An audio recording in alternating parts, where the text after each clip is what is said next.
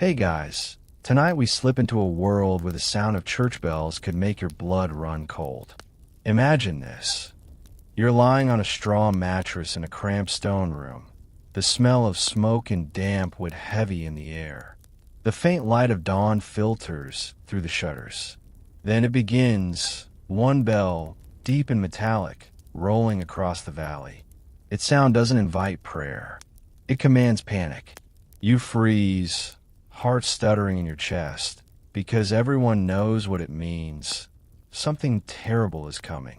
So, before you get comfortable, take a moment to like the video and subscribe, but only if you genuinely enjoy what I do here. I'd also love for you to drop your location and local time down in the comments. I'm always curious where in the world you're listening from. Now, dim the lights, maybe turn on a fan for that soft background hum, and let's ease into tonight's journey together. The bell keeps tolling, slow, deliberate, merciless. It's not Sunday morning. It's not time for Massachusetts. It's the alarm that tears apart sleep and serenity. You stumble outside into the mist. Around you, villagers emerge too, clutching shawls, faces pale. Chickens scatter, dogs bark. The sound of that bell crawls up your spine, louder, closer, until it's not just sound anymore. It's a vibration in your ribs, a living thing that knows your fear. That bell used to be comfort. Every morning, it called farmers to the fields, marking sunrise with a tone that promised order and safety. It chimed for births, for marriages, for long-forgotten saints' days. But now it tolls differently, its rhythm clipped, frantic. Each strike is a code, passed from tower to tower, meaning enemy. You don't even need to see the priest. You just know he's the one pulling the rope, eyes wide, whispering a prayer between pulls. The tone of the bell changes depending on how he swings it, a language the village understands instinctively. Too fast, one long, danger from the west. The rhythm is older than written orders, a tradition handed down from times when voices couldn't carry far enough to warn the next valley. You see smoke on the horizon. The smell reaches you before the sight does. Burnt grain, pitch, and something sour that makes your throat tighten. People rush to gather children, drag livestock toward the woods. You follow, your breath clouding the air, but you can't help glancing back at the church tower. Its shadow cuts through the mist like a blade. The bell still rings, swinging wildly now, clanging against the wooden frame. It's not music, it's the heartbeat of chaos.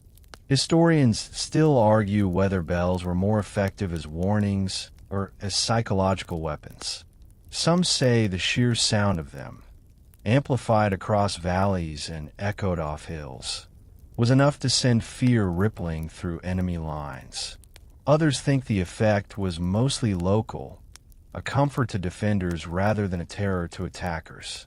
Either way, you don't have time to debate. The bell rings on, and every toll feels like a countdown. You remember old stories your grandmother told by candlelight. She said bells had spirits, that when a bell was cast, a priest would whisper sacred words into the molten metal, trapping a fragment of divine power inside. Never fear the bell, she'd said, for it speaks God's voice. But that was before the war, before priests rang them not for God but for generals. A horse gallops past, hooves thudding like drums. The rider doesn't stop, just shouts something about smoke, about troops marching through the forest road. His voice cracks from shouting too long. People scatter faster. Somewhere behind, a child cries. The sound gets swallowed by another toll. This one lower, slower, like a death knell. It's the church's way of saying, they're here. For a strange second, you wish the bell would stop. Its relentless sound seems to drag time itself, each echo stretching out until seconds feel like minutes. You start to hate it. That deep bronze voice that once meant morning now marks endings. You think of how sound carries, How? Even now, in the next valley, another priest hears it and begins to ring his bell too. Soon, the whole countryside will hum with warning. And somewhere out there, enemy soldiers will hear it too. They'll grin. They'll say, they know. They'll march faster. The bell stops. Just stops. The silence after is suffocating. Birds freeze mid-song. Every creak and cough becomes too loud. You feel naked without the sound, like a heartbeat has ceased. Silence means only two things: either safety or the enemy has reached the tower.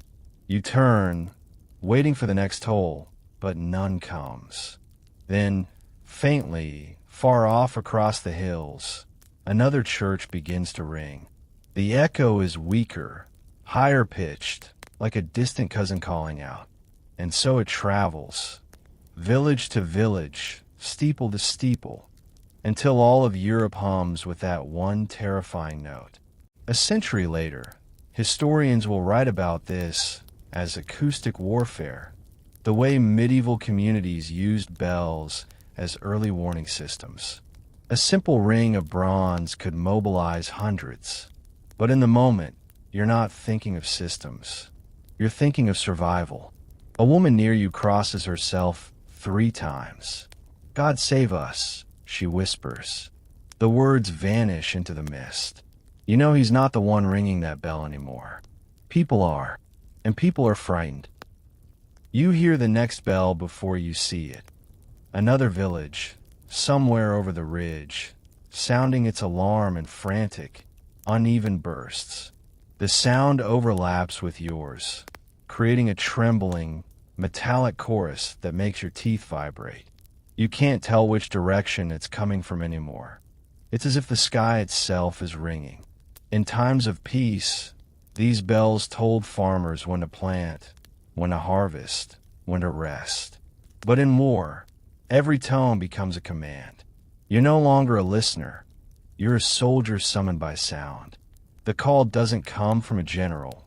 It comes from above, from that swinging mass of bronze that decides who fights and who hides. Villagers gather around the church, their faces ashen. Some clutch pitchforks. Others carry rusted swords that haven't seen battle since their fathers. The priest steps out, robe flapping like a flag in the wind. His voice is calm, but his eyes aren't. "To the wall," he cries. "The bells have called us." It's strange to think of it now, but bells really were the medieval equivalent of mass messaging. Before telegraphs, before radios, before social media, there were bells. Each town had its own rhythm, its own coded patterns, recognizable even miles away. 2 short peals, 1 long, then silence. That could mean fire. 3 long tolls in succession might mean enemy approaching. The system wasn't written, but everyone knew it. You grab your pack, heart hammering. You've never thought about who decides when the bell rings. You just obey. It feels ancient, instinctual. The toll makes your blood quicken before your mind can catch up. Someone once said, "The church bell doesn't just summon soldiers, it turns civilians into them." And as you look around, you see it happening. Men who were fishermen yesterday stand tall with makeshift spears. Women carry water and gather bandages. Even the children help drag barrels toward the barricades. No one questions it. The bell has spoken. Historians still argue whether early Christian leaders approved of this kind of mobilization. Some church records describe bells as voices of heaven, meant only for divine worship. Others show priests using them deliberately for military coordination, ringing to summon defenders or signal safe passages through enemy lines. The line between holy and strategic blurred fast, and there's irony in it, isn't there? The same sound that once promised salvation now promises battle. You can almost hear the sarcasm of history whispering in your ear. Nothing unites the faithful like fear. A rider gallops in from the north, cloak streaked with mud. He doesn't even slow as he shouts, "They've crossed the river." Then he's gone. The priest doesn't hesitate. He signals the bell ringer to change the rhythm. The pattern shifts, 4 quick tolls, 1 long. That means gather at the eastern road. You follow. The bell tower looms behind you, swaying slightly as the great bronze heart inside it swings harder. Each motion sends a tremor through the earth. You think of the men who cast that bell decades ago, how they mixed in copper coins from the townsfolk, hoping their contributions would make the sound stronger. Some even threw in wedding rings, believing it would bless the tone. That's the funny thing about bells. They're never just metal. Their community melted down and reshaped. Every chime carries fingerprints of the living and the dead. You reach the outer road. The smell of dust mixes with fear. Behind you, the bells keep up their rhythm, relentless, urging you forward. It feels almost like they enjoy it, like they've waited years for the chance to command again. And you think back to last year, when those same bells rang for weddings. How happy the sound was then. How the bride's veil fluttered in the breeze, and children laughed as petals rained down. It's strange how memory attaches to sound. The exact same tone can mean joy or doom, depending on what day it rings. There's an old superstition about that. People once believed each bell had a personality, a soul, if you will. Some were kind, others mischievous, and a few downright vengeful. Chroniclers in the 14th century wrote of bells that called forth storms, if struck in anger, or cried alone on nights when a death was near. And yes, some swore that certain bells favored bloodshed, that their notes deepened when war approached. Of course, historians still debate whether any of that was ever real. Maybe the bells were just tools, and people heard their own fears reflected back in the echoes. Or maybe, just maybe, the people who made them did manage to give them life. You can't help but wonder about the bell ringer himself. Up there, in the tower, his arms must ache, his ears ringing with every swing. He's the first to see the enemy coming, and the first to die if they reach him. The priest keeps glancing up, silently praying that he'll stop before the rope snaps. Then, as suddenly as it began, the tolling changes again. Now it's slower, measured. That's the signal that the enemy has been spotted, but not yet engaged. You feel your chest tighten. Everyone around you falls silent. Even the horses sense it. They paw nervously at the ground. For a heartbeat, the world holds still between peals. Then one long, dreadful note echoes through the valley, so deep it rattles your bones. That's it. That's the call to arms. You grip your weapon tighter. You're not thinking about God anymore. You're thinking about survival.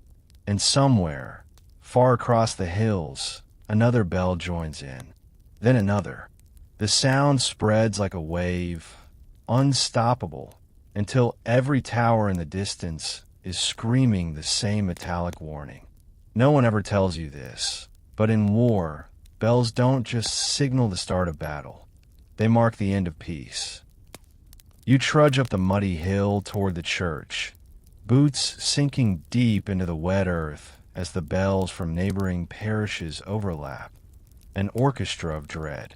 Their tones blend, some sharp, others hollow, all of them trembling with urgency. You've never realized how many bells exist until now. It's like the sky itself is made of bronze. The air smells of rain and burning pine from signal fires already lit along the ridges. The old men call them the smoke tongues, a tradition older than the bells themselves. When danger comes, every sound and signal joins the same network. The bells, the horns, the torches, turning separate villages into a single nervous body. It's primitive communication, but it works. You feel in your gut. Everyone knows. The priest meets you halfway up the slope, robes stained with soot. He's younger than you expected, and trembling slightly. His voice shakes when he speaks. They'll pass the river by nightfall, he says. We must prepare the tocsin. You've heard that word before, tocsin. It's French, meaning literally the bell of alarm. But the word carries more weight than a translation can hold. It's the sound that turns hope to panic, the iron voice that wakes a sleeping kingdom. He points toward the tower. You look up. The bell above isn't like the others you've seen. It's older, darker, cracked slightly near the lip where lightning once struck. People say it still smells faintly of storm.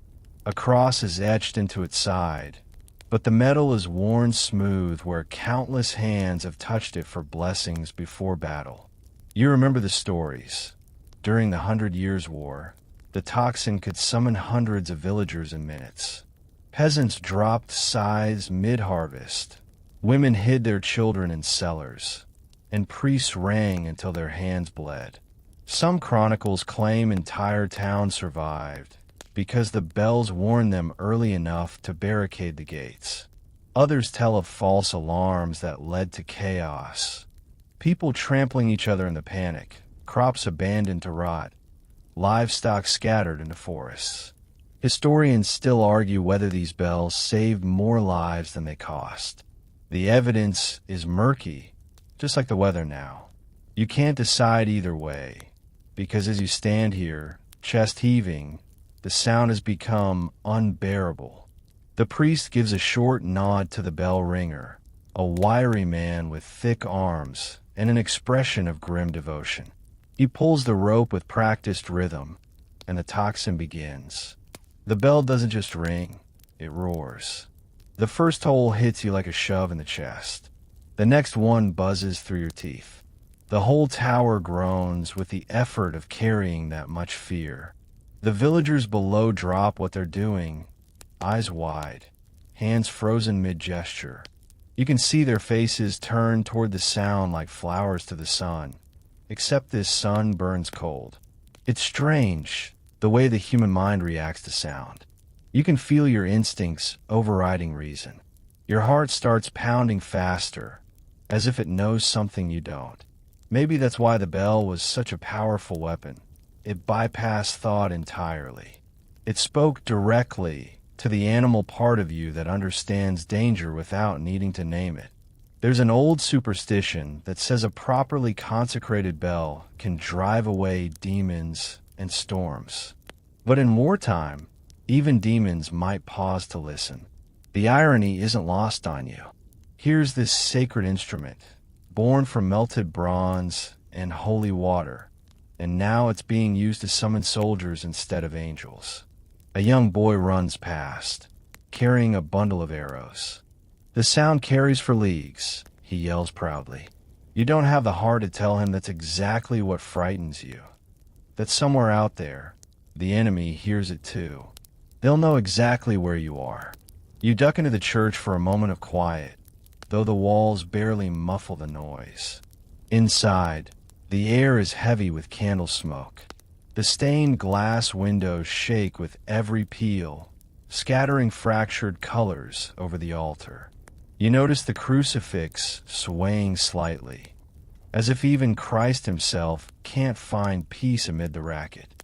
You whisper a half prayer, half thought. If this bell was meant for you, why does it sound like fear? No answer, of course. Just a ringing. A few women kneel near the back, hands clasped, eyes red. One of them mutters about how, during the last invasion, the bells rang for 3 days straight. People began hearing them, even when they stopped, a ghost ringing in the skull that drove some half-mad. She says it's happening again. You touch your temple, almost expecting to feel the vibration still there. Outside, the rhythm changes. The tone deepens, more deliberate now. That means the scouts have spotted movement. The priest hurries past you, signaling the next sequence. You follow him up the narrow spiral staircase of the tower, breathless, ears throbbing. At the top, you see it, the valley spread below, dotted with smoke and shifting shadows. The enemy, faint but unmistakable, moving like ants through the trees. The priest crosses himself, voice barely audible over the bell. God forgive us for using his house as a fortress, he murmurs. You grip the railing, watching the world tremble with each toll. Somewhere below, people shout orders, push carts, sharpen blades. You can't help thinking how ridiculous it all is. How a piece of metal swinging in rhythm can make entire nations move like puppets. The bell's voice grows hoarse, if that's even possible. Its pitch wavers, not from fatigue, but from fracture. The old crack widens slightly each time it swings. You imagine it breaking, falling, crushing the tower below. Maybe that will be mercy, silence at last. But it holds. It keeps ringing. You can't tell anymore whether it's warning you or mocking you. And as night begins to fall, the sound doesn't fade. It multiplies. Across the hills, a dozen other towers pick up the call, each one echoing your terror back at you. It's not one bell anymore. It's an entire landscape screaming. You trudge up the muddy hill toward the church, boots sinking deep into the wet earth as the bells from neighboring parishes overlap. An orchestra of dread. Their tones blend, some sharp, others hollow, all of them trembling with urgency. You've never realized how many bells exist until now. It's like the sky itself is made of bronze. The air smells of rain and burning pine from signal fires already lit along the ridges. The old men call them the smoke tongues, a tradition older than the bells themselves. When danger comes, every sound and signal joins the same network. The bells, the horns, the torches, turning separate villages into a single nervous body. It's primitive communication, but it works. You feel in your gut. Everyone knows. The priest meets you halfway up the slope, robes stained with soot. He's younger than you expected, and trembling slightly. His voice shakes when he speaks. They'll pass the river by nightfall, he says. We must prepare the tocsin. You've heard that word before, tocsin. It's French, meaning literally the bell of alarm. But the word carries more weight than a translation can hold. It's the sound that turns hope to panic, the iron voice that wakes a sleeping kingdom. He points toward the tower. You look up. The bell above isn't like the others you've seen. It's older, darker, cracked slightly near the lip where lightning once struck. People say it still smells faintly of storm. A cross is etched into its side, but the metal is worn smooth where countless hands have touched it for blessings before battle. You remember the stories. During the 100 Years' War, the tocsin could summon hundreds of villagers in minutes. Peasants dropped scythes mid-harvest. Women hid their children in cellars, and priests rang until their hands bled. Some chronicles claim entire towns survived because the bells warned them early enough to barricade the gates. Others tell of false alarms that led to chaos. People trampling each other in the panic, crops abandoned to rot, livestock scattered into forests. Historians still argue whether these bells saved more lives than they cost. The evidence is murky, just like the weather now. You can't decide either way, because as you stand here, chest heaving, the sound has become unbearable. The priest gives a short nod to the bell ringer, a wiry man with thick arms and an expression of grim devotion. He pulls the rope with practiced rhythm, and the tocsin begins. The bell doesn't just ring, it roars. The first toll hits you like a shove in the chest. The next one buzzes through your teeth. The whole tower groans with the effort of carrying that much fear. The villagers below drop what they're doing, eyes wide, hands frozen mid-gesture. You can see their faces turn toward the sound like flowers to the sun, except this sun burns cold. It's strange, the way the human mind reacts to sound. You can feel your instincts overriding reason. Your heart starts pounding faster, as if it knows something you don't. Maybe that's why the bell was such a powerful weapon. It bypassed thought entirely. It spoke directly to the animal part of you that understands danger without needing to name it. There's an old superstition that says a properly consecrated bell can drive away demons and storms. But in wartime, even demons might pause to listen. The irony isn't lost on you. Here's this sacred instrument, born from melted bronze and holy water, and now it's being used to summon soldiers instead of angels. A young boy runs past, carrying a bundle of arrows. The sound carries for leagues, he yells proudly. You don't have the heart to tell him that's exactly what frightens you. That somewhere out there, the enemy hears it too. They'll know exactly where you are. You duck into the church for a moment of quiet, though the walls barely muffle the noise.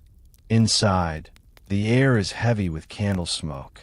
The stained glass windows shake with every peal, scattering fractured colors over the altar.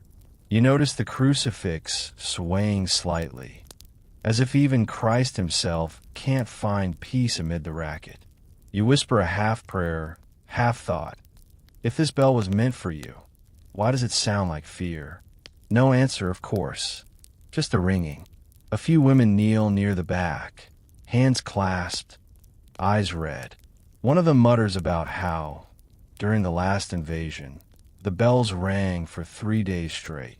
People began hearing them, even when they stopped, a ghost ringing in the skull that drove some half mad.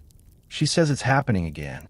You touch your temple, almost expecting to feel the vibration still there.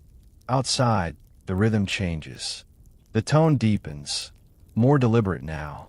That means the scouts have spotted movement.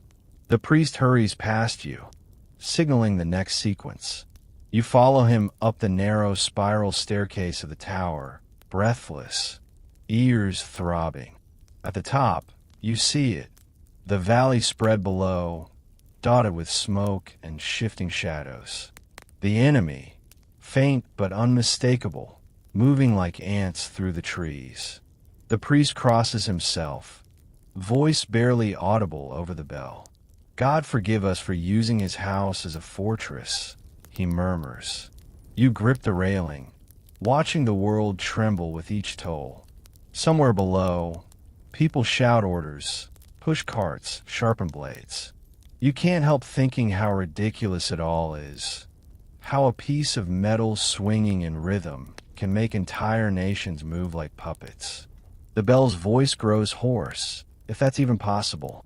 Its pitch wavers, not from fatigue, but from fracture. The old crack widens slightly each time it swings. You imagine it breaking, falling, crushing the tower below. Maybe that will be mercy, silence at last. But it holds. It keeps ringing. You can't tell anymore whether it's warning you or mocking you. And as night begins to fall, the sound doesn't fade. It multiplies. Across the hills, a dozen other towers pick up the call, each one echoing your terror back at you. It's not one bell anymore. It's an entire landscape screaming. You can taste the silence before you hear it. The sudden stop between tolls that makes every head jerk upward. The bell hesitates. One last swing, one echo that lingers too long, and then nothing. The rope hangs still. The sound cuts off so completely it's like someone snuffed out the sun. You freeze mid-breath. No one speaks. Even the wind seems to stop brushing the grass. The bell's absence is louder than its voice ever was. You didn't think silence could roar, but it does. When the enemy occupies a village, the first thing they do is silence the bells. Always. Not out of mercy, but control. The conqueror's logic is simple. If you stop communication, you stop resistance. And bells are communication, pure and simple, the medieval internet.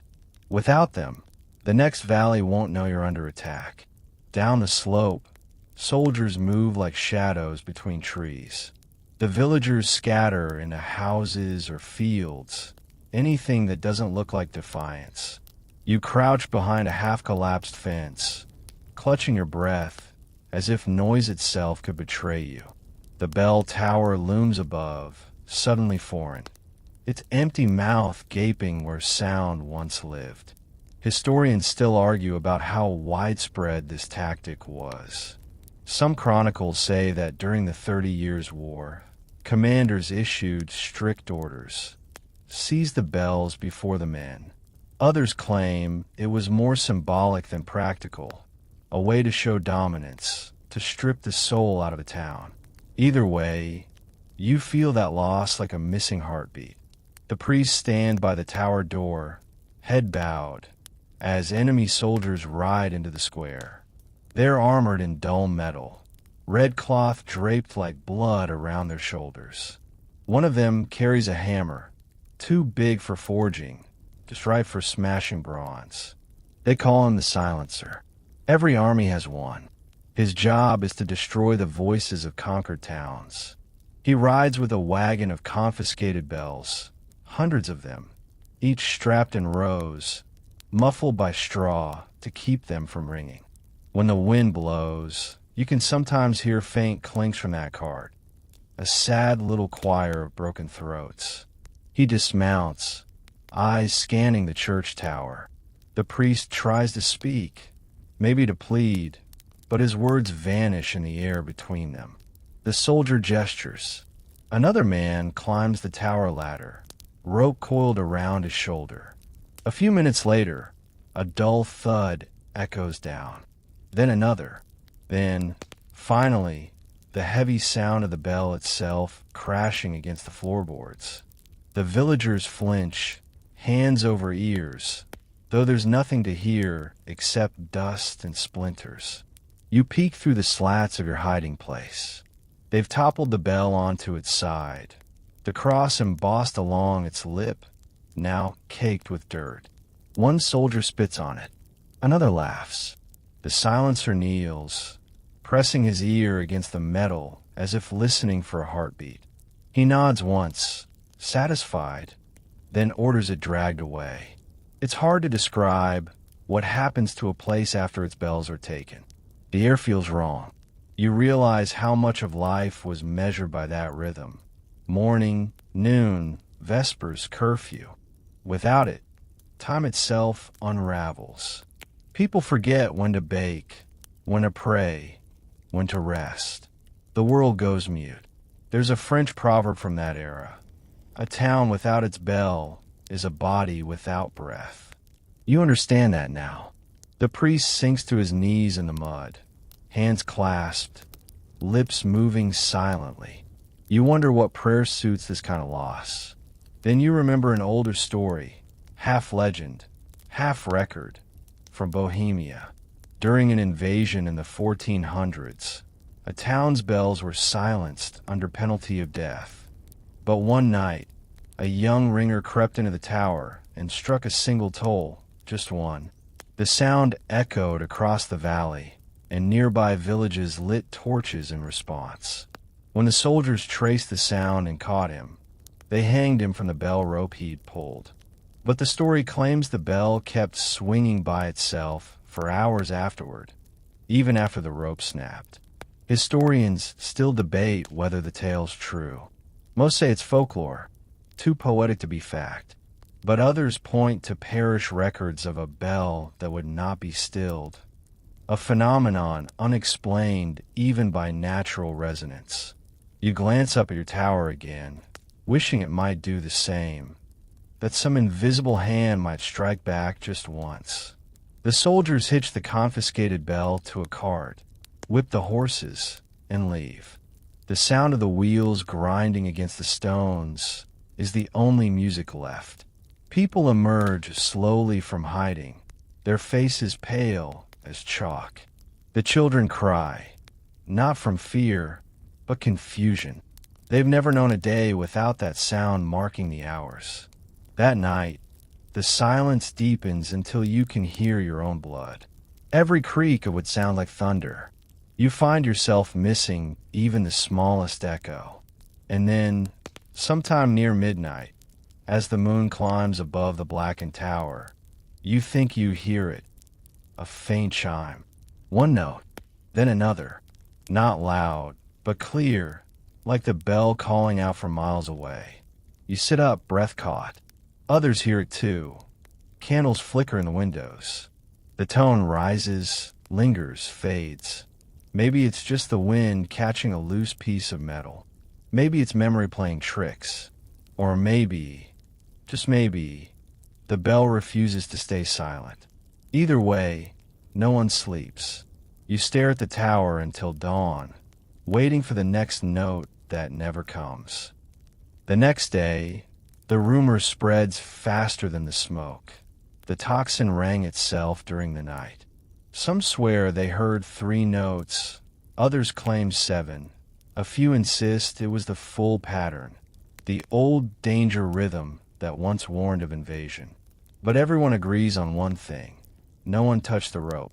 You stand beneath the tower with the others, staring at the motionless bell lying cracked on the ground. It's half buried now, the bronze dulled to a sickly green. You run a hand along its side, feeling the etched inscription still visible beneath the grime. Vox Dei, Vox Populi. The voice of God, the voice of the people. There's irony in that, because these days, the voice of the people is too scared to speak. Across the border, the invaders call this pacification. They move from town to town, cutting ropes, melting bells, and hammering their remains into coins or cannonballs. A cruel efficiency. Faith transformed into artillery. Every peal of metal fired from those cannons will echo faintly of stolen prayers. You hear whispers of resistance groups gathering in secret, planning to forge new bells from scraps. The priests call them fools. The soldiers call them rebels. But to you, they're the only ones still trying to bring sound back to the world. It's strange, though, how people can't live without rhythm. Even without the bells, villagers begin finding substitutes. A mother knocks 2 pots together at noon, just to remember what time feels like. A blacksmith hammers metal in steady beats, not for work, but for comfort. A group of children sit on the church steps and hum, mimicking the bell's low tone in their throats. It's eerie, haunting, and somehow beautiful. Historians still argue whether the silence campaigns worked. Some say muting bells stopped uprisings. Others claim it made rebellions inevitable. There's something about stolen sound that stirs defiance. You can take away bread, but not the memory of a song. By evening, you're sitting near the tower when an old woman approaches. Her back is bent, her eyes sharp as flint. She tells you she once worked at a bell foundry in her youth, back before the wars, when bells were born from fire and prayer. Every casting, she says, was like a baptism. We'd melt down the metals and pour them at midnight, so the stars could watch. She leans closer, lowering her voice, and we whispered names into the mold. That's why they ring differently, because they remember who named them. You smile faintly, so this one remembers us. Her face hardens. Oh no, this one remembers fear. It was cast during the famine, when men were desperate and angry. I was there. We threw in coins, rings, even a knife. And when the priest blessed it, his hand shook. The tone it gave off that night was wrong. Too deep, too hungry. She pats the cracked side affectionately, like a cat with claws. If it rang itself, child, it wasn't for warning. It was for hunger. It's remembering the sound of terror. That thought sits heavy in your mind as dusk falls. You wander back through the square, where the priest lights candles in the windows. He's humming under his breath, an old hymn, the kind sung when wars end. The sound is shaky but determined. You pause to listen. Without the bell, even his humming feels sacred. Later that night, as you lie awake in your straw bed, a distant rumble shakes the air. At first, you think it's thunder, but then you recognize the rhythm. Uneven, deliberate. Cannons. The enemy is firing from the next valley. Each blast echoes faintly off the hills, replaced by silence. Then another, like a drumbeat made of iron. You realize, with grim amusement, that the world hasn't lost its bells after all. They've just changed shape.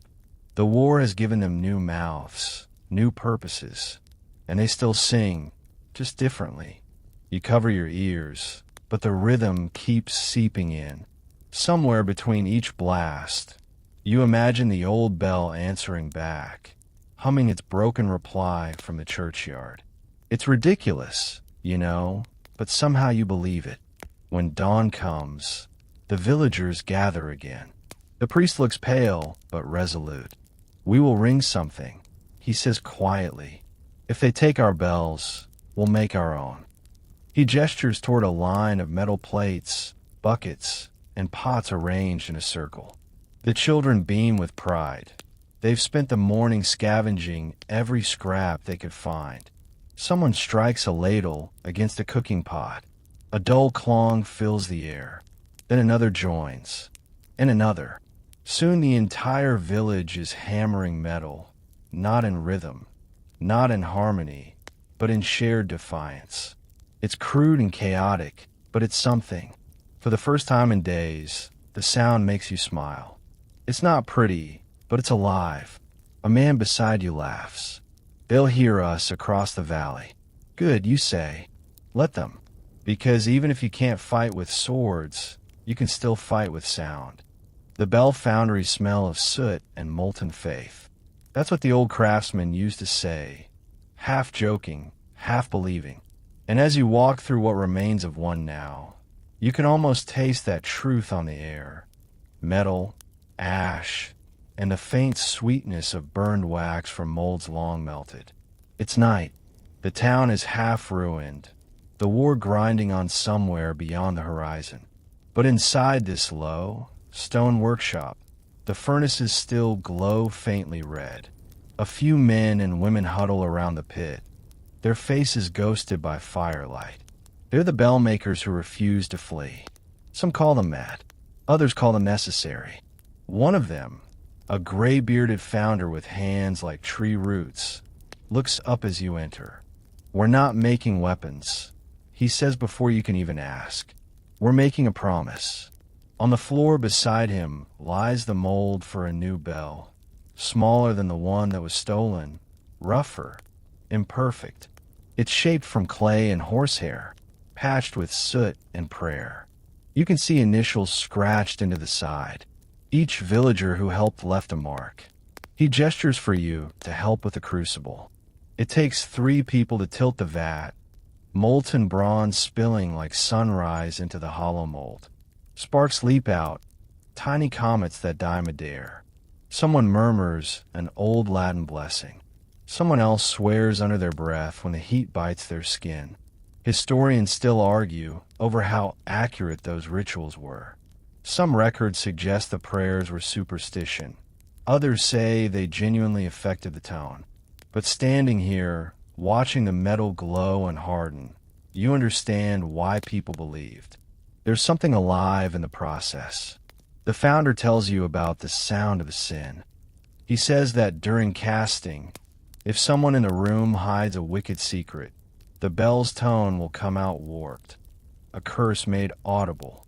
So, before every pour, they'd force confessions, not to priests, but to each other. "The bell can't lie," he says with a grim chuckle. "It'll sing the truth, whether you want it to or not." You wonder how many towns kept their darkest secrets trapped inside bells. Maybe that's why so many sound mournful. As the metal cools, the founder sprinkles water over it, whispering something too low to hear. "This one won't call for war," he says. "It'll remember peace." He doesn't look convinced. You stay until dawn, watching the glow fade to dull gold. The bell is imperfect, its lip uneven, its skin bubbled, but it's theirs, and that means something. A few days later, the village gathers in the square. They hoist the bell up to a crude wooden frame, No tower, just beams lashed together with rope. The priest climbs up, both hands gripping the rope. For a moment, no one breathes. He gives a single pull. The bell rings. It's a strange sound, higher, thinner than before, with a wobble that makes it sound almost like laughter. The crowd gasps, then laughs too, the tension snapping like a frayed string. Children clap. Old men cry. For the first time in weeks, it doesn't sound like mourning. It sounds like life. Someone calls out, "What shall we name it?" The priest hesitates, then looks toward you. "It was forged from all our hands," he says. "Let's call it Union." You nod. It fits. But the founder, standing at the back, mutters something darker. "Remember the oath," he says. "Every bell we cast swears loyalty to its people. But if we fail it, it won't forgive us." You ask him what he means, but he just shrugs. There's always a price to make something sing. That night, you dream of the old bell, the one taken away. In your dream, it's being melted down, its bronze shrieking as fire consumes it. You can hear faint screams within the metal, like trapped voices pleading to be remembered. The molten stream pours into a cannon mold, and when it hardens, it gleams with the same cross engraving that once hung above your church. When the cannon fires, its roar sounds exactly like the bell. You wait drenched in sweat. Outside, dawn bells echo. Faint, scattered, some distant, some near. You can't tell if they're real or if the world is simply haunted by its own past. The founder is already up when you go outside, staring toward the horizon. "They're melting more," he says softly. "Everywhere. Town after town. Bells gone. Churches stripped." You ask him why he stays, still making new ones if the army will only take them again. He smiles faintly, because silence wins when we stop ringing. You look up at Union, glinting faintly in the morning light. It's crooked, scarred, but still swinging gently in the breeze, singing its imperfect little song. And for the first time since the war began, you realize that maybe it's not the sound of fear that haunts people. Maybe it's the sound of not hearing anything at all. Still, you can't shake the founder's words. Every bell swears loyalty. And if you break that oath, what happens then? By midsummer, the soldiers return. They don't ride in with banners or trumpets this time. Just a quiet line of dust and armor creeping up the valley road. You hear them long before you see them.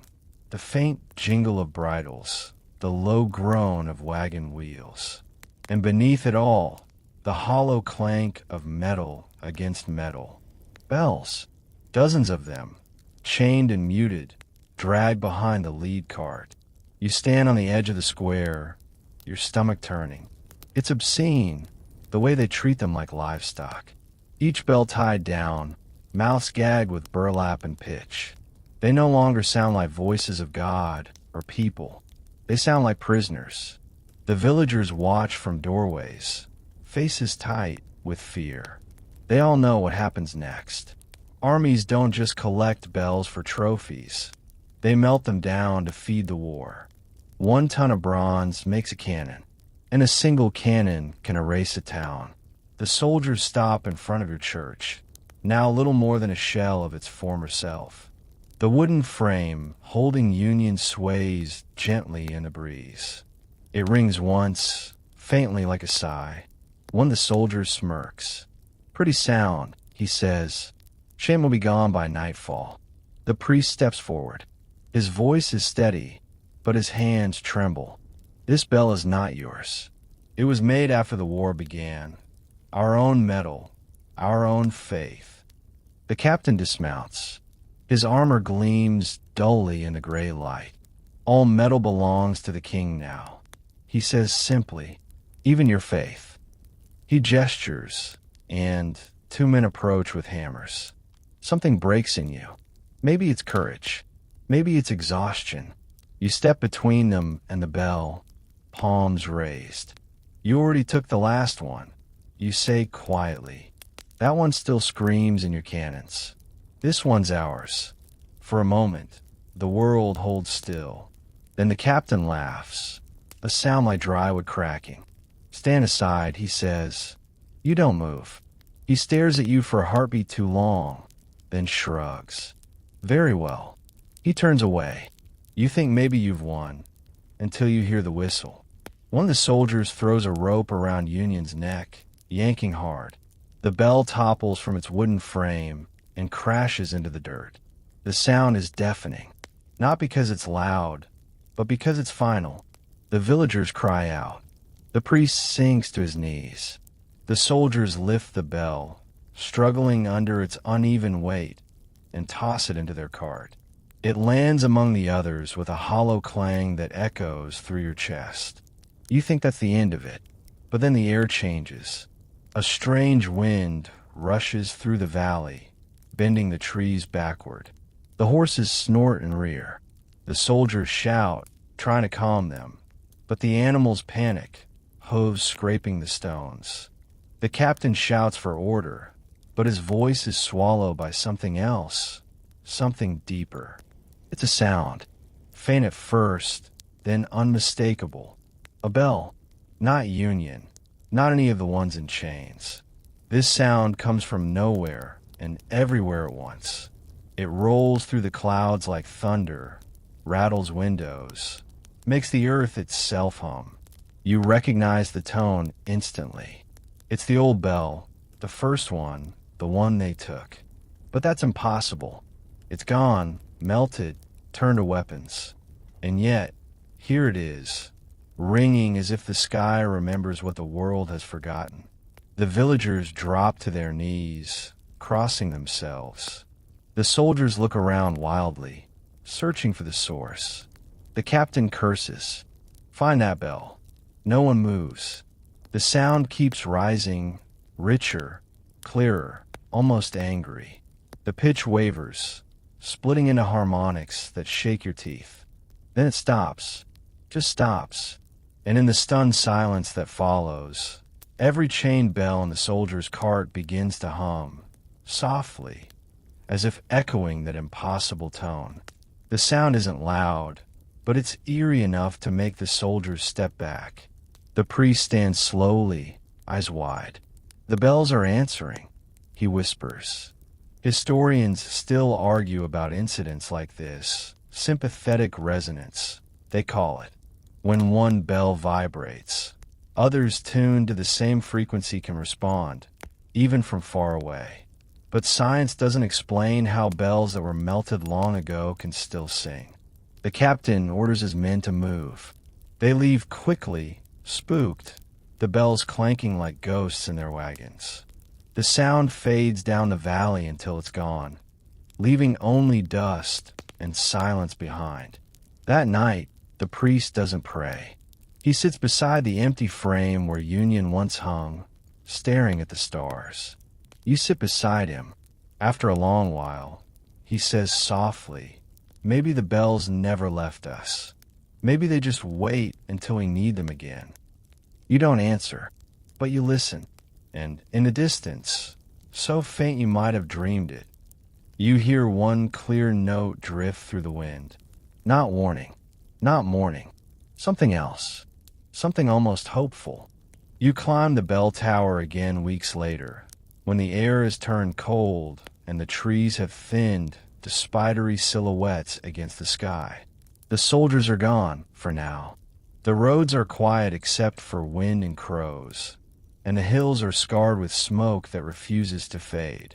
You climb out of habit, not purpose, the stairs creaking under your weight, dust rising with each step. From the top, you can see half the valley. The farms look like patchwork wounds stitched in dirt and frost. You expect silence, but it isn't silent at all. Far away, over the horizon, bells ring. It's faint, barely there at first, but then clearer, a chain of tones drifting on the wind from village to village. Not in fear this time, but in rhythm, measured, even deliberate. The sound travels for miles, crossing ridges and rivers. You lean against the stone ledge, listening, your chest tight. It feels like the world's heartbeat returning. The priest joins you at the top, carrying a candle cupped in his hand. He squints into the distance, then smiles faintly. "The next town lit theirs last night," he says. "They've forged new bells too. Smaller, rougher, but they ring." You ask if that means the war is over. He shakes his head. "Not yet, but maybe the fear is." For centuries, bells were the spine of every village, marking births, deaths, harvests, storms, and fires. They were calendars, alarms, and lullabies. And when war came, they became something else, both weapon and warning. You think about how strange that is.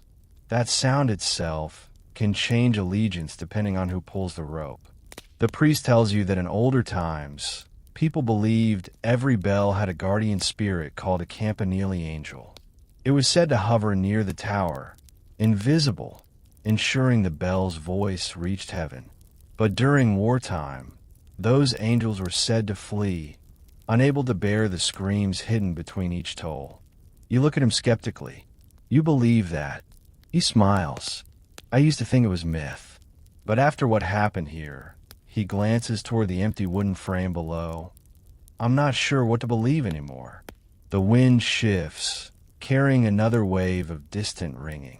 The tone is uneven, one bell a little higher than the rest, as if struggling to match the others. But together they form something almost like music. You can't help but close your eyes. It's beautiful and sad in equal measure, like the sound of remembering.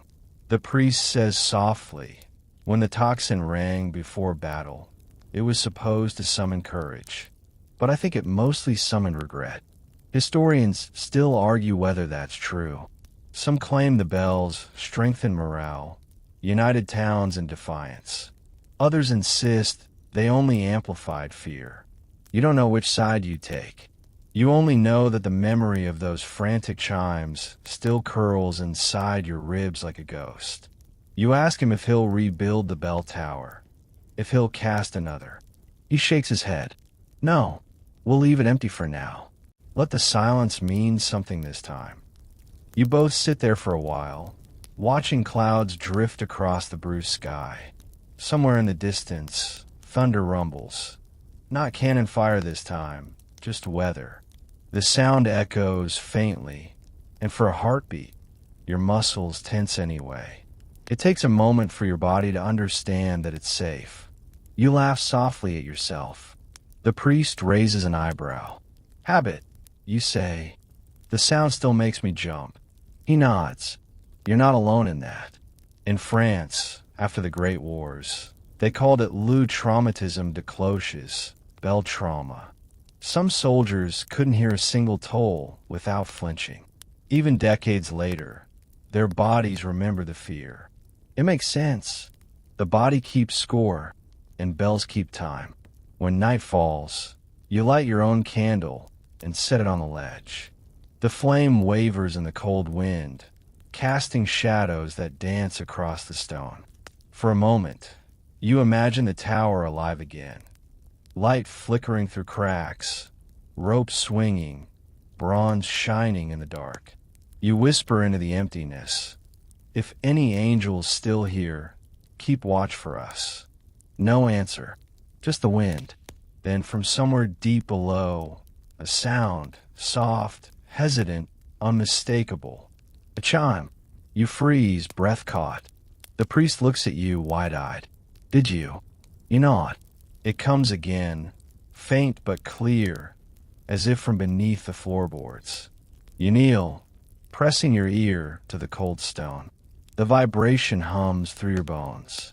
You don't know if it's the echo of the past, the resonance of distant bells, or something stranger, something remembering you. But whatever it isn't fear anymore. It's farewell. Days pass. The cold deepens.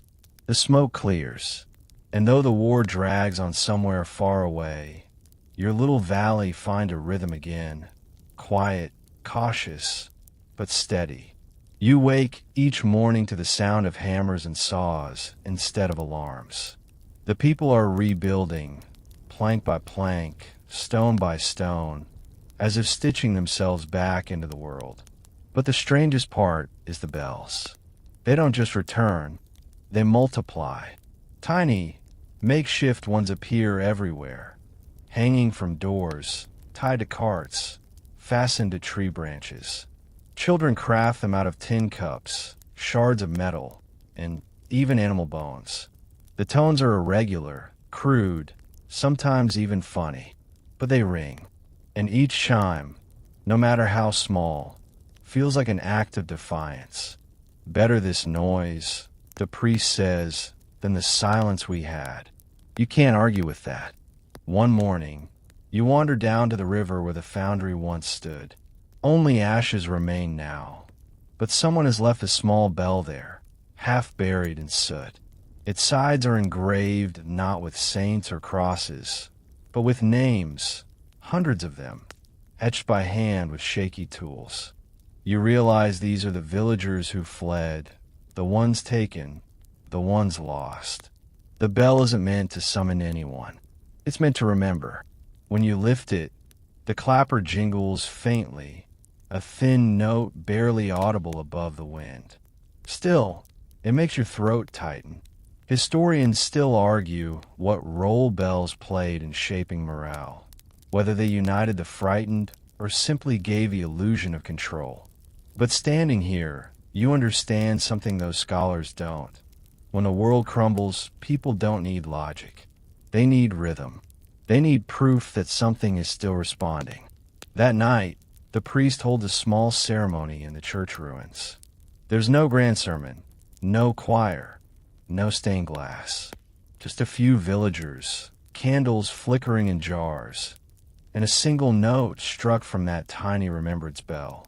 Its sound barely carries beyond the square, but it's enough. People stop talking, heads bow, and for a brief, impossible moment, the world feels stitched together again. You can't help but smile. It's strange, you whisper. We feared the sound once. Now we crave it. The priest nods. Fear and faith often wear the same face. It just depends on who's ringing. He's right. Bells were once holy tools. Then war turned them into alarms, cannons, trophies. But now, there's something else entirely, a language of survival. You don't just hear them, you listen through them, like a heartbeat pulsing through generations. Still, not everyone welcomes the sound. There are those who flinch when they hear even a faint chime. The blacksmith's wife covers her ears whenever the children play their makeshift bells. They sound like ghosts, she says, like the ones we didn't bury right. She's not wrong. Sometimes at dusk, when fog rolls through the valley, you could swear you hear bells that aren't there. Not the new ones, the old ones. The ones drag away in chains, melted, lost. Their tones drift faintly on the wind, deep and sad, as if the bronze itself remembers what it once was. The priest claims it's atmospheric echo, sound carried over great distances when the air is still. But the old woman who once worked the foundry shakes her head. No, she says, that's them calling home. You sit with her one evening near the edge of the field. The stars are faint, the air crisp, the silence soft enough to hear your own heartbeat. Do you ever think they forgive us? You ask her. She laughs, a rough, creaking sound. Forgive us. For what? For needing them. Her hand trembles as she adjusts the shawl around her shoulders. We made them to be louder than death, child. Maybe that's the problem. Death doesn't like competition. You glance toward the dark outline of the tower. It's still empty, still waiting. You don't know whether it's better that way. A cold gust rattles the trees, and faintly, so faintly you almost miss it, you hear a single toll in the distance. You both look up. That's not ours. You whisper. No, she says quietly. It's theirs. The sound lingers in the air, vibrating longer than physics should allow. Then it fades into the night, leaving a silence that feels almost tender. The old woman sighs. When the war ends, she murmurs, we'll ring again. Not for warning, not for mourning, just because we can. You hope she's right. But deep down, a thought sticks with you. The same thought that's haunted you since the first alarm. What if the bells never rang for us at all? What if they've always been calling something else? Autumn comes, and with it a strange quiet. The armies move elsewhere, leaving behind only their scars. The trenches along the ridge, the burned farms, the missing bells. You spend your days gathering timber and helping rebuild roofs, though every creak of wood still makes you glance toward the tower out of reflex. The silence isn't comfortable yet. It's cautious. But one night, it breaks. You wake to a low, steady humming that you feel before you hear. It starts faintly, deep beneath the earth, like the ground itself is singing. Then comes the first clear tone, a bell, far away but powerful enough to shake the glass in your window. You sit up, heart hammering. It's the wrong hour for vespers. No church in the valley dares ring at night anymore. You stumble outside, barefoot, breath fogging in the cold. The sound rolls through the hills, low and resonant, vibrating in your ribs. Then another joins it, and another, until the whole horizon seems alive with invisible sound. You're not alone. Villagers spill into the square, clutching shawls and lanterns, staring toward the hills. The priest appears moments later, candle in hand, his expression unreadable. It can't be the next village, he mutters. Their bells were taken months ago. Someone whispers that it's the ghosts. Someone else says it's the metal remembering. The priest shakes his head. No, listen closely. You do, and realize he's right. The bells aren't ringing in chaos. There's a pattern to them. Slow, measured, deliberate. The rhythm is familiar. It's the same signal the old towers used to send. Peace restored. Your stomach twists. No one has used that sequence in generations. The sound swells for a few more minutes, then fades gradually until the valley is still again. But the air hums with leftover vibration, like the echo of something too large to vanish all at once. No one sleeps after that.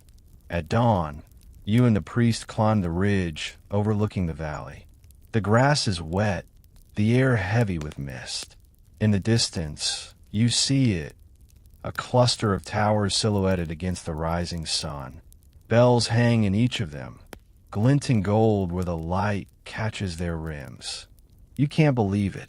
There are dozens of them. I thought they were gone. You whisper.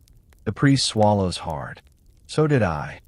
He explains that during earlier wars, bells were often hidden underground, buried to protect them from being melted into weapons. Monks kept secret maps of where they were hidden, passing them down through generations. Historians still debate how many were ever recovered. He says quietly, some say thousands, others say none. You watch as the mist thins, revealing villagers from beyond the ridge. People you haven't seen in years, hauling ropes, lighting fires, raising towers. They're bringing the bells back. It's a resurrection of sound. You walk closer, your boots squelching in the wet grass. One of the bells near the front has an inscription, per ignum, per ferrum, per sonum, through fire, through iron, through sound. When they ring it for the first time, the tone rolls across the valley like sunlight through fog. It's deep and slow, not the panicked alarm of war, but something softer, almost forgiving. The people cheer, but quietly, as if afraid to break the spell. You close your eyes, letting the sound wash over you. It vibrates through your skull and chest, grounding you, warming you. For the first time since the first invasion, you don't flinch. The priest stands beside you, tears glinting in his eyes. Maybe they're ringing for us now, he says. Not against us, but not everyone believes. That evening, as the valley settles, the old foundry woman speaks up again. She sits by the fire, staring into the embers. Those bells weren't buried for protection, she says softly. They were buried to rest. You dig them up, you wake them. You laugh nervously. They're not alive. She looks at you, eyes sharp. Aren't they? You heard them come back before you saw them, didn't you? You don't answer. Later, when the moon rises, you walk alone through the fields. The night is too still. The stars feel close enough to touch. Then, from far away, you hear one last tone. A single bell tolling slow and deep, lower than any you've ever heard. It doesn't sound like the voice of faith or warning. It sounds like something ancient and patient, stretching through centuries, humming to itself. You stop walking, eyes fixed on the horizon. The sound fades, replaced by the soft whisper of wind through dry grass. And for reasons you can't explain, you whisper back, "Good night." The echo lingers. Historians would call it coincidence. The villagers would call it blessing. But you call it memory, alive, resonant, and refusing to die. The next morning, you wake to sunlight spilling through the shutters and, finally, silence. Not the tense, unnatural silence of fear, but the soft kind that follows completion. The valley is peaceful. Birds sing again, and smoke from the chimneys curls lazily into a clear blue sky. For a moment, you think maybe the bells have gone back to sleep. But when you step outside, you see people gather to the square, pointing toward the hills. The sound returns, not loud, not frantic, but solemn. One slow toll every minute. The tone is heavy, mournful, perfectly even. It's not the signal for attack or fire. You know this one. Every culture knows it. It's the death knell. The priest joins you, expression tight. Someone's died, he says softly. You glance around the crowd. No messengers, no horses, no one from the next village. Just the sound rolling down the valley, too perfect to be accidental. The priest frowns. But the rhythm's wrong, he mutters. It's ringing the old way, the ancient order. 3 long tones, pause, then 1 short. That hasn't been used in centuries. Historians still argue about that pattern. Some say it was reserved for kings or saints. Others think it marked the death of a village itself. But as the sound continues, you realize what makes your skin crawl. It isn't one bell tolling. It's all of them. Across the ridges, every tower you saw yesterday now rings the same note in perfect unison, like 1,000 throats mourning together. The sound is too synchronized, too deliberate. No human could time it so precisely. The villagers whisper prayers, cross themselves, stare at the ground. The priest grips his rosary, so tightly his knuckles whiten. It can't be a signal, he murmurs. It's something else. The foundry woman hobbles up beside you, eyes narrow. Told you they weren't done, she mutters. You wake something that slept for generations. It remembers why it rang in the first place. Her words settle in your stomach like cold lead. You look toward the old, empty tower above your own village. It stands motionless, roof half gone, rope missing. And yet, as the distant bells toll, you swear you see dust drift down from its rafters, as if something inside has begun to move. The priest notices too. He opens his mouth, but no words come. Then, with a long, rattling creak, the broken beam inside shifts. The tower exhales, and the air fills with a low, guttural tone. Not a clear ring, but a vibration so deep you feel it in your teeth. It's not loud, but it's alive. The sound reverberates through the square, through your bones, through every memory you've ever buried. Children cry. Dogs bark. The foundry woman crosses herself 3 times, muttering in Latin. Impossible, the priest breathes. The bell's gone. You step forward, eyes fixed on the tower. The sound deepens, resonating with something far beneath the earth. The stones tremble. Somewhere out there, another tower answers. Then another. Then another. It's not a death knell anymore. It's conversation. The air vibrates with their dialogue. Centuries of buried bronze finding each other again. You can almost make out words in the resonance, though you know it's only your imagination filling the gaps. Remember us. Remember us. The priest stumbles backward, gripping the church wall for balance. They're not calling for the dead, he says. They're calling for the living. You can't tell if he means it in faith or fear. The foundry woman shakes her head slowly. No, she whispers. They're calling for silence. The tone holds for a minute longer, then collapses suddenly, like breath cut short. The vibration dies, leaving the valley trembling with its absence. No one moves. The only sound left is the faint rustle of leaves. You feel dizzy. Your ears buzz, phantom tones ringing in the hollow behind your eyes. Even as the world quiets, the echo stays. It's not fading. It's inside you. That night, the priest forbids anyone to ring or forge another bell. Let them rest, he says, his voice breaking. Let their song end where it began. But the people can't. Sound is life, and life insists on being heard. By evening, a boy picks up 2 bits of iron and taps them together. A woman joins in with a pan lid. Then someone hums. Soon, the square fills again, not with bells, but with human voices imitating them, soft and uneven, but steady. It's eerie and beautiful at once. You hum too, your tone blending into theirs until you can't tell where your voice ends and theirs begins. And though no bells hang in your tower anymore, their ghostly resonance still lingers in the night air, wrapping around you like a low, eternal heartbeat. You close your eyes. For the first time, the fear in that sound feels almost kind. Historians centuries from now will argue whether these were mass hallucinations, sympathetic vibrations, or divine visitations. They'll write about how the bell phenomenon marked the turning point of the war's end. But you won't think of it as history. You'll remember it as the night the world itself exhaled and sang. By winter, fear doesn't rush you anymore. It seeps. It lingers.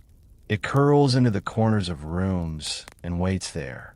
You've learned to live with it the way sailors learn to live with waves. Not by trusting the sea, but by respecting the pull. You also start to understand something else, something no one told you. Bells don't just warn the village. They work on you. You feel it for the first time during night watch. You're standing in the old tower, you and 2 others, keeping lookout over the frozen fields. No bell hangs above you anymore, just splintered beams and pale winter light. Your breath fogs as you scan the dark tree line for any sign of movement. Your legs ache. Your shoulders burn. You're exhausted in a way that doesn't just sit in your muscles, but hums inside your skull. Then someone below hits a length of iron against an old rim of bronze. Just once. The sound shoots through you like a jolt. Every nerve wakes. Your posture straightens before you even decide to move. Your heart rate spikes. Your grip tightens on the spear. You're alert in less than a second. That's when you understand. This is conditioning. The bell trained you. All those panicked midnight toxins, those desperate warning peals, those long dread knells. You didn't just hear them. Your body learned them. Your body obeys them. Your body still obeys them, even now that the bell is gone. You laugh under your breath, because it's ridiculous and terrifying. We're like dogs. You whisper. One sound and we move. The other watchman nods. That's why commanders hate bells they don't control. And there it is, the quiet truth. Bells are power. Whoever controls the bell controls the bodies of everyone within earshot. You don't need to be in charge if you can make everyone act like you are. It wasn't just your village, either. During border wars, traveling chroniclers wrote that whole regions could be moved like puppets by timed ringing.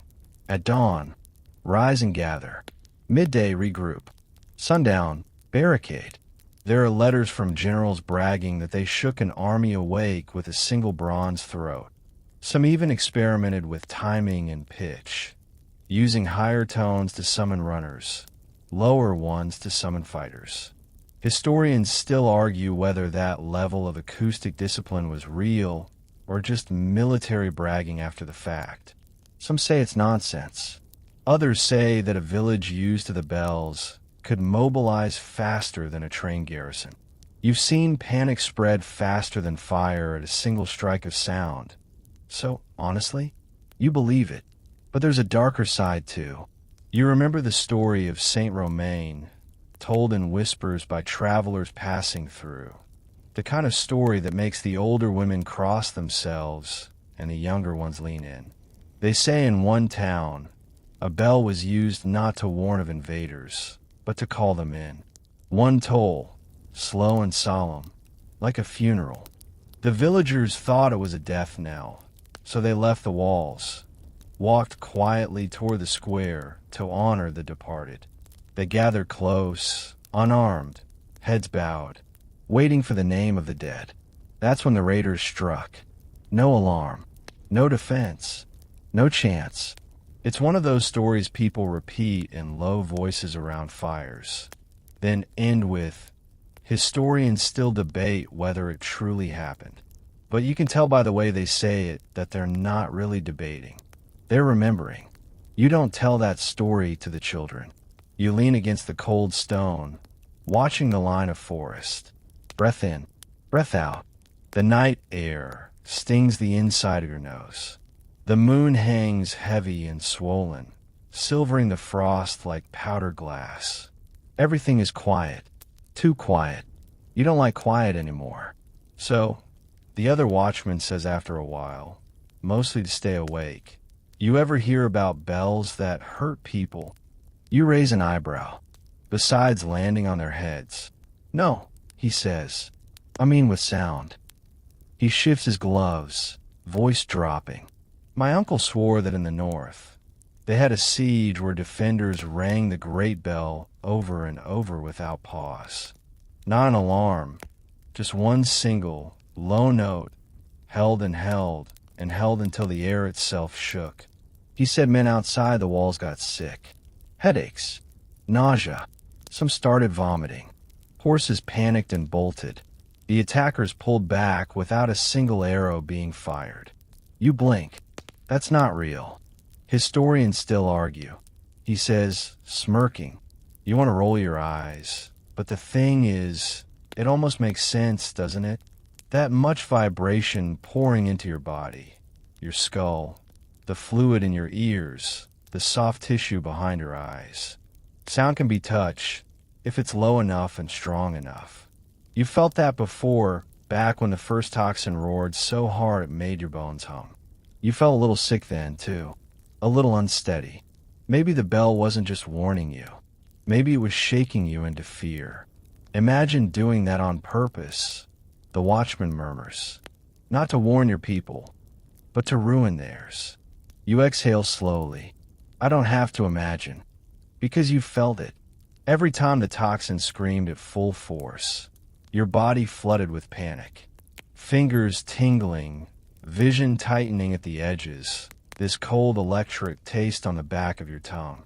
Panic is not random. Panic is engineered. And that's when you fully understand why invaders take the bells first. Not just to stop you from calling for help, to stop you from feeling like defenders at all. No bell, no rally. No rally, no resistance. You hear something in the trees. A soft snap. You straighten, spear lifting, heart rate spiking all over again. But it's only a fox nosing through the snow. It glances up at you, unimpressed, then disappears into the brush like history isn't happening above it. Must be nice. You stare out across the cold dark fields and mumble, mostly to yourself, one day, when this is all written down, they're going to talk about battles, leaders, treaties, all of that. The watchman snorts. They always do. But they're going to miss this part, you say. This little part right here. Two half-frozen idiots in an empty tower, awake because of sounds that aren't even ringing anymore. He laughs quietly. Put that in a chronicle. You grin. Maybe I will. I'll call it the night we guarded nothing and were still terrified. He grins back. Good title. You settle again, shoulders easing. For a long stretch, neither of you talks. The wind slides through the stone openings and brushes the back of your neck, cold and steady. You listen to it like you used to listen to the bell. Then, very softly, just at the edge of your hearing, you think you catch a tone. Not loud, not even fully formed. More like pressure, familiar pressure. Your body reacts before your mind does. Muscles lock. Breath stops. Your jaw clenches. You whisper, "Did you hear that?" The other watchman goes still. "Yeah," he says. "Yeah, I did. There is nothing ringing." But you both felt it. You finally say the quiet part out loud. "We'll jump like this for the rest of our lives, won't we?" He doesn't answer right away. Then, quietly, "Probably." You let out a long breath. "Great. So, basically, congratulations. You have permanent bell nerves. Enjoy." He gives a tired half-smile. "Beats being dead." "Barely," you mutter. You both laugh softly at that, because the alternative is letting your hands shake. You settle in again and keep watch. You're not listening for footsteps or voices anymore. You're listening for that pressure in the air, that first hint of resonance that says your body is about to become an alarm before you even know why. That's the moment you realize something unsettling. You don't actually need the bell anymore. The bell is in you now. Winter deepens, and so does the quiet. You've started measuring time not by clocks or candles, but by how long the frost clings to your window each morning. Days blur. The world shrinks to the sound of your breath and the faint whistle of wind through the tower beams. But there's one sound that won't leave you alone. At first, you think it's just imagination, the sort of phantom echo that comes from too many sleepless nights. It happens when you're alone, when your thoughts are empty enough for ghosts to slip in. A soft, low hum. Not words, not even music, just that deep vibration, the one your bones recognize before your ears do. It feels familiar, like someone whispering your name from across centuries. The priest says it's tinnitus. The blacksmith says it's wind in the tower cracks. But the foundry woman, who's older than any of you and twice as strange, shakes her head. "No," she says. "That's the bell you lost, calling you back." You want to laugh, but you can't, because when the nights are cold enough, you almost believe her. The war hasn't reached your valley again, but it's still burning somewhere beyond the horizon. Refugees wander through sometimes, silent, hungry, eyes wide and hollow. They all tell the same story. Bells turned against them. Cities where the invaders took over towers and rang fake alarms to lure people into ambushes. Whole neighborhoods that fled because of a single wrong tone. Historians will later call this the siege of sound, when armies weaponized fear itself. Bells weren't symbols anymore. They were tools of control. You remember one traveler, a man with half a coat and no shoes, who told you, voice trembling. They rang the old peace pattern. We thought it was over. We opened the gates. And then he trailed off, eyes glassy, the rest unnecessary. The priest tried to comfort him. You didn't. You just watched, thinking, there it is again. The betrayal of sound. The reason everyone still flinches when they hear even the faintest chime. Because a bell isn't neutral. It either saves you or ruins you. And sometimes it does both. The priest insists that not all bells are cursed. Will ring again when peace comes. He says, voice soft, fragile. We have to. But he doesn't notice how no one answers. That night, you dream of the first invasion again. The bells all ringing together. The sound rolling like thunder over the valley. But this time, you're not running for shelter. You're standing in the middle of the square, smiling. Because you realize something. The bells aren't warning you anymore. They're remembering you. When you wake, the air is still vibrating. The windows hum softly, frost trembling in spiderweb patterns. You step outside, heart pounding. The entire valley is silent. Then, far to the west, a single toll rings out. Not a warning, not a death knell. Just one slow note that fades perfectly into the horizon. You stand there for what feels like hours, waiting for another. None comes. Later that day, a messenger arrives, mud-soaked, exhausted, wrapped in rags. He collapses near the church, muttering something the priest can barely make out.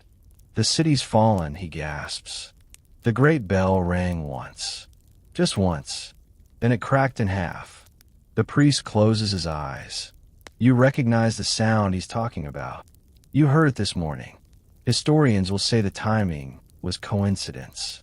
They'll talk about sound travel, atmospheric pressure, how vibrations can carry for miles under the right conditions. They'll say you simply thought you heard it. But you know what you felt? You felt it in your ribs, the same way the old bells used to make the earth shake beneath your feet. That night, when everyone else is asleep, you climb the tower again. The rope is gone, the clapper gone, but you still feel the urge to pull. To answer, you lean against the beam and whisper, I heard you. For a moment, nothing. Then, from far below, the faintest metallic sigh, just enough to raise the hair on your arms. You tell yourself it's settling wood, expansion from the cold, anything but what it sounds like. Still you whisper why. The wind answers for it, curling around the tower like breath. The founder woman's words echo in your mind. Every bell you cast swears loyalty to its people. But if you break that oath, it won't forgive you. You stare into the empty frame where Union once hung and realize something you've tried not to think about. You didn't protect it. You let it be taken, melted, weaponized. And now, every echo you hear might be the sound of its anger. You whisper, I'm sorry. The silence that follows feels almost satisfied. The priest doesn't believe you when you tell him the next morning. Guilt can echo. He says kindly, that's all it is. But the foundry woman just nods. Bells don't forgive, dear. They remember. And when dusk falls again, and that same deep hum stirs beneath the ground, you realize she's right. The sound isn't haunting you. It's following you. Because once, long ago, you swore you'd never let the bells go silent again. And now, they're making sure you don't. Snow falls in thick, whispering flakes, soft enough to bury the sound of your footsteps, but not the pulse in your ears. The world is white and still, wrapped in silence, so deep it feels holy. And yet, under that silence, you hear it, a low, throbbing vibration that isn't wind or thunder. It's rhythm, subtle, ancient, familiar. You're walking to the church, the one that used to house Union. Its roof is patched with boards now, its walls blackened from smoke and age. The priest calls it half a miracle. The villagers call it the place that won't die. You still call it the tower. You push the door open. The hinges whine softly. Inside, the air smells like wax, dust, and winter.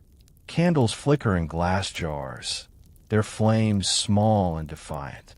The priest kneels near the altar, whispering prayers too quiet to catch.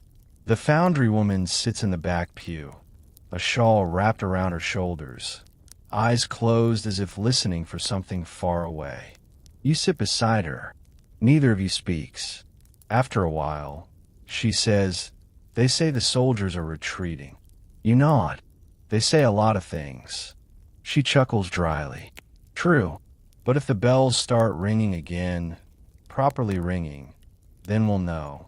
It's strange how natural that logic feels now. Bells have become the language of truth. You don't believe the messengers. You believe the metal.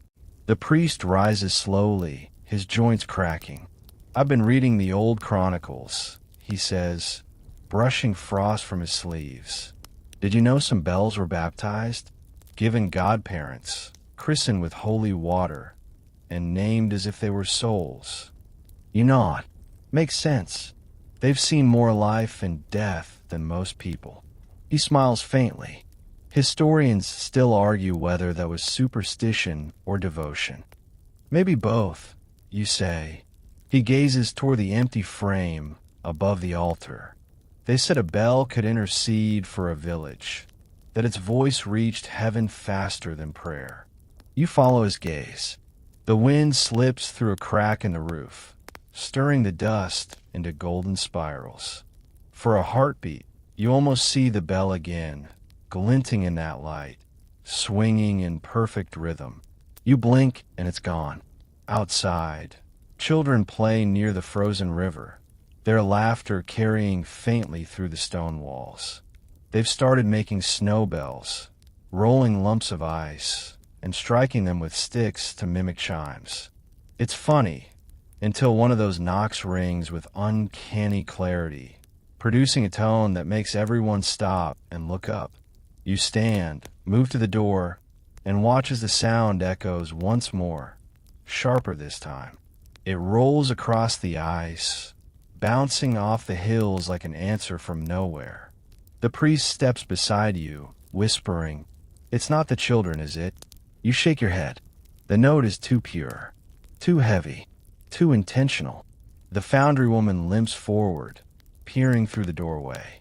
"There it is again," she says softly. "The voice of what we buried." The tone deepens, a second note joining the first, then a third. It's almost musical, a chord that vibrates through your chest like a heartbeat. People step out from their homes, faces pale, eyes wide. They don't run this time. They just listen. The sound builds, not chaotic, not frantic, but mournful and majestic. The kind of sound that belongs to stone cathedrals and open skies. Then, faintly, through the snow, you see light glint on the horizon, metal catching sun. Bells, dozens of them, swinging from hastily rebuilt towers in nearby towns. For the first time since the war began, the sound is coordinated, unified. They're answering. The priest breathes. You feel tears sting your eyes. The bells aren't crying alarm anymore. They're marking survival. The villagers begin to smile, some weeping openly. A woman kneels in the snow, crossing herself again and again. "They remember us," she whispers. For a while, you let yourself believe that, but then the pattern changes. The rhythm grows irregular, fast, then slow, a stuttering heartbeat that doesn't sound human. The harmonies break apart, one bell ringing out of sync, then another. The air thickens with dissonance. It's no longer music. It's confusion. The founder woman's face hardens. "That's not a song," she says. "That's a warning." The priest shakes his head. No, it's..." He stops, because over the next ridge, smoke begins to rise. You taste iron on your tongue. Somewhere, unseen, a great bell tolls once, twice, then falls silent. The sound echoes longer than it should, deep, rolling, endless. And in that echo, something inside you shifts. It's not fear exactly. It's recognition, because you've heard that tone before. You heard it the first night when the invasion began. The same frequency, the same pitch. The priest grips your shoulder. They've taken the western cities. You don't ask how he knows. The bells are saying it for him. The foundry woman closes her eyes. They melt them again. She whispers. Every victory, they melt one more. The priest sinks to his knees in the snow, his candle flickering in the wind. You stare toward the sound. Each toll feels slower, heavier, like a giant heart winding down. They're not warning us. You murmur. They're saying goodbye.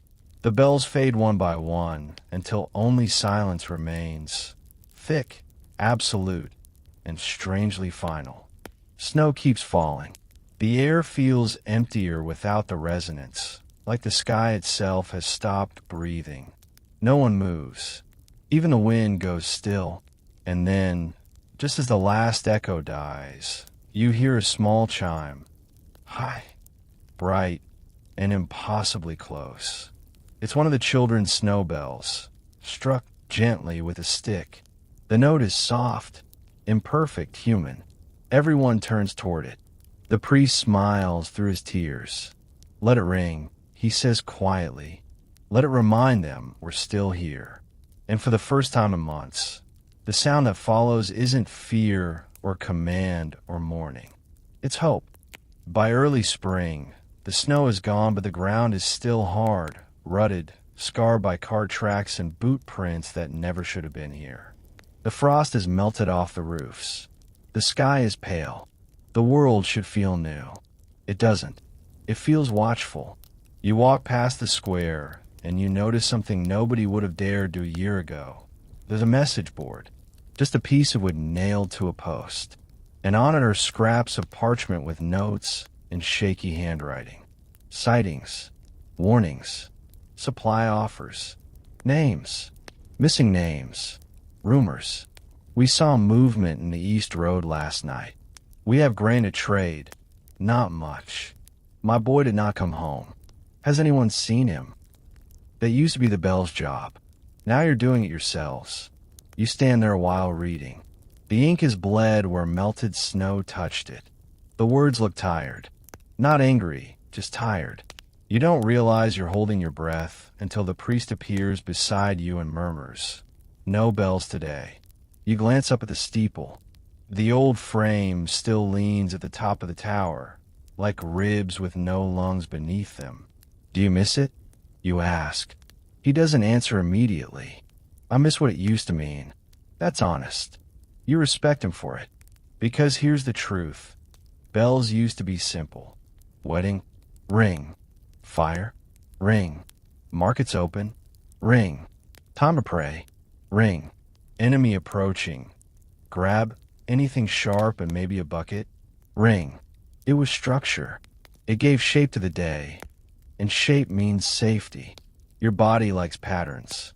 Your fear likes instructions. But in war, the bell became something else. It wasn't safety anymore. It was command. It was obedience. It was panic you didn't get to negotiate with. And now you understand the real horror. It didn't just control crowds. It rewired you.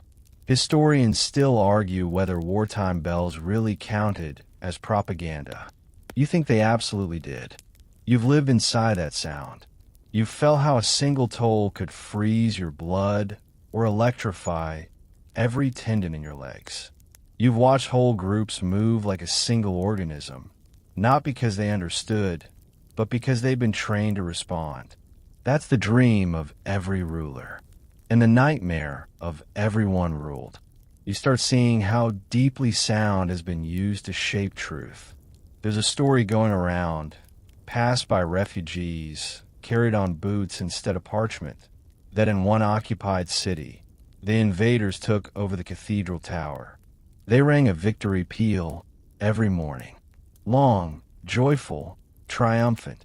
People heard it and thought, "We've lost. It's done." And when people believe they've lost, they stop resisting. That's not religion. That's strategy. You think about that a lot. How if you control the bell, you control the story. And then there's the other kind of lie. The soft one. The comforting one. Some regimes rang bells as if celebrating imaginary wins. Our army drove them back at the bridge. Ring, ring, ring. While in reality, your men are the ones floating downriver face down. It's a brilliant move, in a cruel way. Sound doesn't wait to be fact-checked. It just goes inside you. Remember when you felt that low vibration in your bones on night watch? That wasn't a message. That was a command. Be afraid now. The priest scrubs a hand over his face. They've started ringing again in the city, he says. But not like before. Not for prayer. For morale. You raise an eyebrow. Ours or theirs. He exhales. Doesn't answer. Which tells you enough. You think about that. The idea that somewhere out there, men in good boots and clean uniforms are sitting at a table and agreeing on exactly how your fear should sound. 3 long bells at dawn. One of them says, "It'll signal strength." And everyone nods, like they're discussing bread prices. That is what keeps you awake. Not the death tolls. The design. War taught rulers something dangerous. People trust bells. People always have. A bell says, "This is real," and the body doesn't argue. Which means bells don't just report reality anymore. They create it. You and the priest sit on the low stone wall in front of the old church. The sun is weak, but at least it's warm. Children play in the mud nearby, tossing pebbles into a puddle and announcing, very seriously, that each splash is the king's signal. You wish that joke didn't feel accurate. After a while, you tell him about the feeling you keep getting. How sometimes, right before you fall asleep, you swear you hear the alarm pattern. Just a whisper of it. Just enough of it. Long, short, short. Pause long. And you sit up, heart racing, eyes wide, hands already searching for your pack, before you realize nothing is ringing. Nothing is happening. You've just been trained. He nods slowly. You're not the only one. I've had people come to confession and admit they don't trust their own ears anymore. That hits you. Hard. You knew people lost homes, family, safety. You didn't think about them losing sound. It'll pass, you say, because you want him to say yes. It won't, he says gently, but you get used to it. So, not ideal, but honest. In the afternoon, scouts return from the ridge. No riders on the north road. One calls. No fire smoke on the east. No banners. You wait for the bell that would have announced that news in the old days. Your body waits to be told how to feel. No bell comes. No signal tells you it's okay. And that's when you realize the strangest part of all. Silence isn't peace. Silence is uncertainty. Peace used to sound like something. Laughter after Massachusetts. The slow, proud, heavy ring of bronze at sunset. The midday Angelus drifting across fields. Even the funeral tolls felt steady and clean. Sad, yes, but honorable. Beautiful, even. War took that, bent it, twisted it, weaponized it, and handed it back to you like, "Here, this belongs to us now." You look up at the tower. "We're going to ring again," you say. The priest goes still. "Are we?" "Yes," you say. "Not for them. Not for orders. For us." He studies you for a long time, then gives the smallest, saddest smile. "And what," he asks quietly, "will it mean when we do?" That question sits between you like a live coal. Because he's right. Once sound gets used to lie, it can't just go back to being innocent. You can rebuild a church. You can rebuild a well. But can you rebuild trust in a bell? You don't know. That night, in the dark, you hear it again. Not a full ring. Just pressure. Just a low push in the chest, like a giant hand on your sternum. You jolt awake, heart pounding, already halfway to the door. Your body is ahead of your brain again. Automatic. Obedient. Only this time, you don't move. You force yourself to stay in bed. You sit there in the dark, shaking, whispering, out loud, to no one, no. You don't owe me anymore. And the wild thing? It fades. The phantom pressure eases out of your bones. Your shoulders loosen. Your jaw unlocks. Your breath slows. It's so small and so hard that it almost feels like pulling your own spirit back through your chest. But you do it. For the first time since the first alarm, you don't answer the bell. And that tiny act feels, quietly, like rebellion. Weeks pass. The mud dries. The birds return. The air smells faintly of pine again instead of ash. You can almost pretend the world has reset. Almost. Then, one morning, the messenger arrives. He rides in from the south, face raw from wind, eyes hollow with too many miles. Everyone gathers in the square, waiting for the news that always comes late and never good. But his voice shakes differently this time, not with dread, but disbelief. The king has ordered all bells recast, he says. Everyone, across the realm. The words hang there, heavy and unreal. Recast. The priest echoes. The messenger nods. Melted. Reforged. Each to bear his seal. He says it's to mark the new peace. Peace. That word again. It sounds like a bell itself. A perfect tone everyone wants to believe in, no matter how false the resonance. You glance at the others. Some cheer. Some cry. The foundry woman just laughs. A dry, humorless sound. A new seal, she mutters. Then he'll own their voices too. And she's right. You feel in your gut. The same manipulation wearing a new crown. Whoever holds the mold holds the meaning. Later, in the workshop, you sit with her as she sorts through scraps of metal, each piece tagged with a name. Old hinges, bits of plowshare, the lip of a cracked cauldron. We're supposed to send it all to the capital, she says, for the royal foundries. She looks at you over the edge of her glasses. We won't. You blink. We won't. Her mouth curls into a thin smile. No, we'll keep some. Recast our own. Quietly. Not for them. It's risky. Treason, technically. But something inside you stirs. A small, fierce hope. Maybe rebellion doesn't need swords. Maybe just needs sound. You help her through the night, working the bell mold by candlelight. The forge hums, soft and steady, like a heartbeat under the floorboards. She melts the metal slowly, whispering the old phrases as she pours. You remember them from your first visit months ago. Not prayers, exactly, but promises. This one, she says, tapping the mold, will not answer to fear. When dawn comes, the bell is cooling, its surface rough, imperfect. She lifts a ladle of water and pours it over the bronze. Steam rises, turning the morning light into fog. Now, she murmurs, let it listen. That's her trick, the thing she always says. Bells listen before they ever speak. By mid-morning, villagers start to arrive, drawn by curiosity or instinct.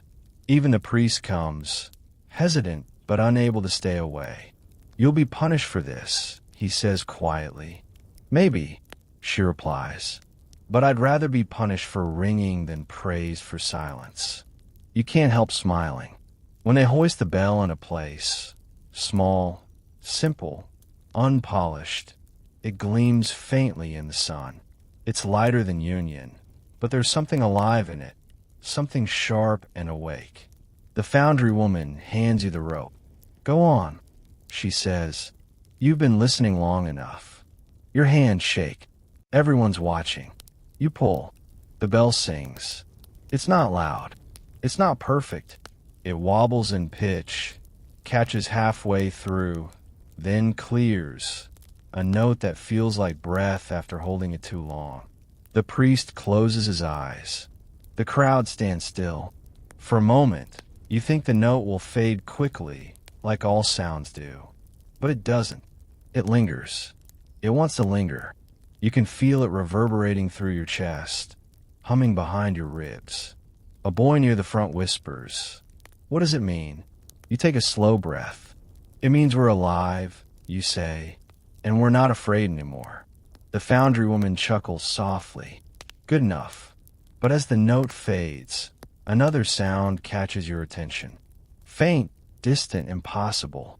Somewhere over the hills, another bell answers. Then another. The priest looks up sharply. That's not the king's pattern. You listen. He's right. It's different, slower, older. The rhythm you grew up with. The sound of home, not command. And that's when it hits you. Other villages are doing the same thing. All across the land, people are forging bells in secret, reclaiming their own tones before the royal foundries can brand them. A quiet revolution of sound. You grin. Looks like we're not the only ones. The priest almost laughs. No, we're not. For the first time in years, the air feels lighter. The fear is still there, buried somewhere deep, but it has to fight for space now. The sound fills every corner, every shadow. Historians will later call it the Echo Rebellion, a strange uprising fought not with armies, but with bronze and rhythm, a war of meanings instead of weapons. They'll argue about who started it. Some will say it began here, in your valley. Others will insist it was spontaneous. But you'll know the truth. It began the moment someone dared to listen again. As the day wears on, the bells keep answering each other, weaving through the air like conversation. And for the first time, you realize that maybe you'll never escape their sound. And maybe that's all right, because now it belongs to you again. When the last echo finally fades, the foundry woman smiles at you, her hands trembling from the work. "There," she says. "That's the sound they can't take." You nod. It's not fear anymore. "No," she says. "It's memory, and memory's louder." By summer, your valley is no longer silent. The hills are alive again, alive in the truest, strangest way. Not with soldiers or sermons or orders shouted down from towers, but with sound that belongs to the people. Every morning, as the mist rises, someone rings the new bell in the square. Just once, a single note to say, "We're still here." The tone carries across the fields and into the woods where farmers are already at work. A second later, another village answers. Then another. You've never heard anything so beautiful. Not music, not exactly harmony either.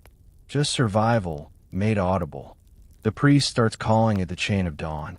He records the times and distances in a little ledger, noting how far each tone can travel on clear mornings. It's science, he insists. Acoustics. But sometimes you catch him closing his eyes when the sound arrives, whispering, and then, even the animals seem calmer now. The dogs no longer cower at the first chime. The birds no longer scatter. For months they associated bells with war and fire. Now, they perch on the church beams and tilt their heads as if curious. You've noticed something else too. The children born during the war don't flinch at the sound the way the rest of you do. When they hear a bell, they laugh. They mimic the tone. They turn fear into play. It's strange and wonderful how quickly innocence repairs what memory ruins. Still, not everyone trusts it. Some villagers refuse to ring or even listen. One man covers his ears whenever the bell sounds. "You can't tell me it's safe," he mutters. That's how it starts again. He's not wrong to be afraid. You still dream sometimes of the old alarms, the endless toxins that made the air feel like it was splitting apart. And when thunder rolls across the valley, you still tense before you realize it's only weather. The body remembers what the mind forgives. Historians will write later that the chain of dawn marked the first spontaneous cooperation between villages since the war began. They'll analyze it as early rural communication. They'll make graphs and maps showing how far each echo traveled. What they'll never quite capture is what it felt like. Because it's not just noise. It's connection. When you hear the next village's tone rise out of the fog, you know someone is awake over there, alive, listening, answering. The sound fills the gaps between you that letters and rumors never could. One afternoon, the foundry woman takes you aside. She looks weaker these days, her hands trembling more than they used to, her voice raspier. "I'm making one last bell," she says. "Smaller still, for those who don't want to ring the big one anymore." You help her mold it, the two of you working in silence, broken only by the hiss of molten bronze. She hums under her breath, an old song, one you don't recognize. When it's done, the little bell fits neatly in your hands, no bigger than an apple. She wipes the sweat from her brow and smiles. "Pocket-sized courage," she says. When you test it later, the tone is bright and clear, a single silver note that somehow doesn't echo. It just stays. That evening, you give it to the man who always covered his ears. You don't say anything. You just hand it to him and walk away. The next morning, you hear it ring once from his doorstep. Just once. But it's enough. The world keeps healing in tiny, irregular ways like that. Bells become signals for trade again, for weddings, for harvest. Each one has its own personality. You can tell which village is calling just by the timbre of its tone. The valleys sing like neighbors passing greetings over fences. The priest has stopped fearing the sound. Sometimes you catch him laughing when the morning bells overlap in discord, turning prayer into comedy. "Maybe heaven likes bad timing," he jokes. But one night, late in midsummer, a new sound rolls through the valley, deeper, older, unfamiliar. It's not one of yours. The pitch is wrong, too heavy. It doesn't belong to any nearby tower. People step out into the street, silent, listening. The tone rises again, long, low, deliberate. The priest looks at you, eyes narrowing. "That's not us." The founder woman's expression darkens. "That's the king's bell," she whispers. "The great one. They've finished casting it." The sound keeps rolling, steady as a heartbeat. It's magnificent and terrifying at once. Each tone feels too perfect, too clean, as if no human hand touched the rope. You realize this isn't a message. It's a declaration. The realm's voice, reborn and branded. Historians will call it the grand peal of allegiance. According to royal decrees, it signified unity. But standing here, you hear something else. Ownership. That bell isn't inviting the people to celebrate peace. It's reminding them who peace belongs to. Still, something strange happens. When the great bell's final toll fades, your little valley bell rings back on its own. A sharp, defiant note, imperfect but clear. Then another village answers. Then another. The sky hums with contradiction. The great tone of power, and beneath it, 1,000 smaller, humbler ones refusing to be drowned out. The founder woman's voice trembles. "They'll try to silence us again." You nod. "Then we'll keep ringing." And you do. For days after, whenever the king's perfect bell sounds from the capital, the valleys respond. Not in unison, but in conversation. No rhythm, no pattern. Just noise. Honest, human noise. The priest says it best. "If sound made us slaves," he says, "then sound will have to set us free." And for once, everyone believes him. By late autumn, the valley is turned golden gray, the air smelling of wood smoke and damp leaves. It's the kind of season that should sound quiet, the hush before winter, but now, sound never fully leaves. Bells murmur somewhere every day, faint and steady, a chorus of small freedoms carried on the wind. It's strange, though, how even peace can sound uneasy. You've begun to notice something in the tone of the bells lately. A tension, a shift. It's not fear exactly, but vigilance. As if every tower, every bit of bronze, remembers that silence can return without warning. The foundry woman says she hears it too. Her hearing's going, but she still feels the vibration through the floorboards when she walks. They're restless, she says one night, stirring the fire, like dogs that know a storm's coming. The priest laughs softly. You and your stories. She smirks. Maybe, but even you hear it in your sleep. He doesn't deny it. The war is technically over now. Treaties signed, banners lowered, but people don't move like it. Every time thunder rumbles, every time someone drops a pot lid in the square, heads turn instinctively toward the hills. The bells have become both a comfort and a curse. They saved everyone once, but they also taught them how easily safety becomes command. That paradox hangs over you like fog. The king's great bell still tolls on certain days. Its clean, perfect sound sweeping through the valleys like a sermon. Each tone is mathematically tuned, crafted to sound pure, too pure. It doesn't echo right. It ends too quickly, as if afraid of its own shadow. When it rings, people go quiet. Not reverent, not obedient, just quiet. You've all learned to listen carefully, trying to hear what message lies between the notes. And every time, right after it fades, your smaller valley bells answer. Not always loud, not always coordinated. Sometimes just one lonely chime from somewhere in the hills. But it's enough to remind everyone. Sound still belongs to the living. Historians still argue whether that was protest or coincidence. But you were there. You know it was both. The foundry woman doesn't work much anymore. Her hands shake too badly to hold tools. Still, she insists on sitting near the forge every evening. I like the sound of heat, she says. It's the only thing that hums louder than fear. You visit her often. One evening, she asks you to bring the first bell you ever forged together, the one you rang when the war ended. It's smaller now, dented and tarnished from years of weather, but it still rings true. Do me a favor, she says. Take it up to the tower one last time. Hang it for me. You stare at her, uneasy. You can't climb those stairs anymore. She smiles sadly. That's why I'm asking you.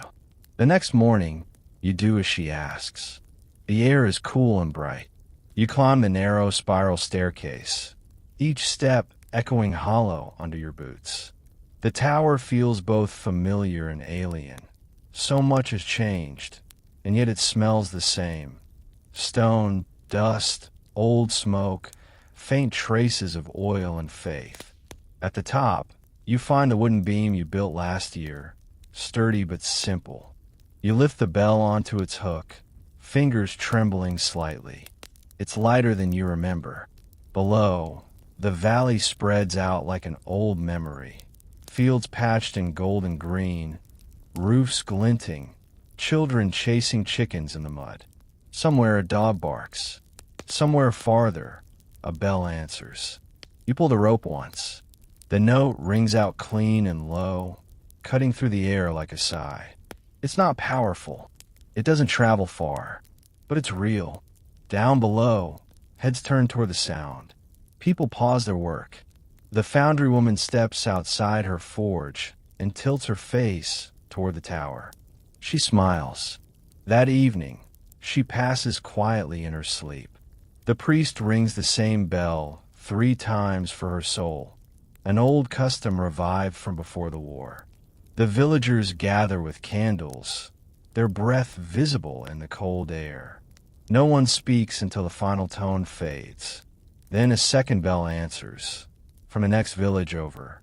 Then another, and another. The sound moves like a wave across the land, slow and solemn. The same rhythm used centuries ago to mark the death of a saint. Historians will record it as a spontaneous tribute. But for those standing there, it feels like the earth itself remembering her.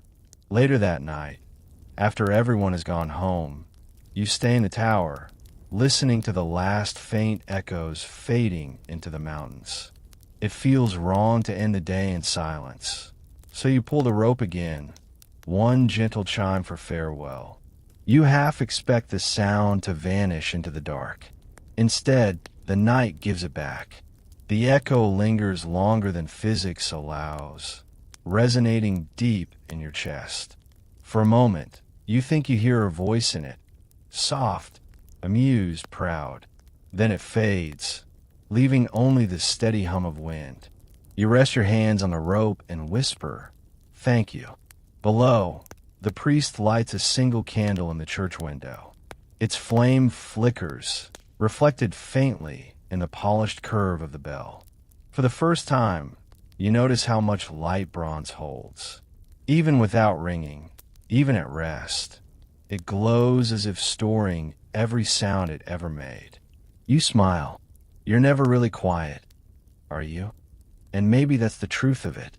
Bells never die. They just wait for someone brave enough to listen again. Winter returns gently this time. No soldiers, no alarms, no screams carried by metal. Just frost edging the windows, smoke curling from chimneys, and the faintest sound of bells rolling through the valley like soft breathing. You wake before dawn, when the world is still half asleep, and step outside. The air smells of cold iron and bread. Somewhere in the dark, the bell in your tower rings once. A single tone that stretches through the sky, slow and sure. You don't jump anymore when you hear it. Your body has stopped mistaking sound for danger. Now it feels like the pulse of the world, steady and alive. You start walking toward the church. Each footstep crunches through the snow in rhythm with that slow toll. As you climb the hill, you notice how the sound changes, the way it scatters off the stone walls, the way the echo travels down to the river and back again. It's not loud, but it fills everything. Inside the church, the priest is already awake, tending to the candles. He doesn't look up when you enter. "Couldn't sleep either?" he asks. "Didn't want to," you answer. "Not today." Today marks 1 year since the last battle ended. The bells across the kingdom are meant to ring at sunrise. Not for victory, not for kings, but for remembrance. The founder woman's bell will lead them all. The priest hands you the rope. It's yours to start. You take it. The fibers feel rough and familiar, like an old friend's hand. Outside, the first streaks of light slip over the hills. The valley holds its breath. Then with one long pull, you begin. The bell's voice unfurls, deep, calm, resonant. It rolls outward, gliding over the rooftops and through the forest, until it seems to merge with the wind itself. A heartbeat later, another bell answers, then another, and another. Soon, the entire horizon hums with sound. There's no rhythm, no command, no signal. Just thousands of tones overlapping like memories. You can hear the high-pitched laughter of the children's tiny bells mixing with the solemn toll of the larger towers. You can hear hesitation and hope tangled together in bronze. This is what peace sounds like. Not silence, but many voices daring to speak again. Historians will later call this day the ringing of the free bells. They'll write about its beauty, its defiance, its impossible coordination. They'll print maps showing how the sound traveled, how far it carried, how long it lasted. But they'll never understand what it felt like to stand here, rope in hand, chest trembling, listening to the world forgive itself. The priest is crying. You don't tease him. You just keep ringing, slow and steady, until the sun is fully above the mountains. When you finally stop, the echo goes on for a long time. The sound doesn't fade. It settles like dust finding its place. And for the first time since the war began, the valley feels full. People gather below the tower, faces upturned, mouths open in awe. No one speaks. No one needs to. You look out across the fields where once there were trenches, and you swear you can hear the faintest whisper within the echoes. voices layered so deeply in the bronze that they'll never disappear entirely. Farmers, soldiers, mothers, children, every person who ever lived by a bell's rhythm. They're still there, humming in the background of time. You rest your hands on the rope one last time. You can rest now, you whisper, but the bell swings again on its own. Just once, one final note. It's softer this time, almost playful. The priest laughs through his tears. It heard you. Maybe it did. You step outside. The sky is pale gold. The air tastes clean. Far off, bells are still answering, one by one, like stars fading at sunrise. The sound rolls over the hills, lighter with each wave, until it's almost gone. Almost. You close your eyes, and you can still feel it in your chest.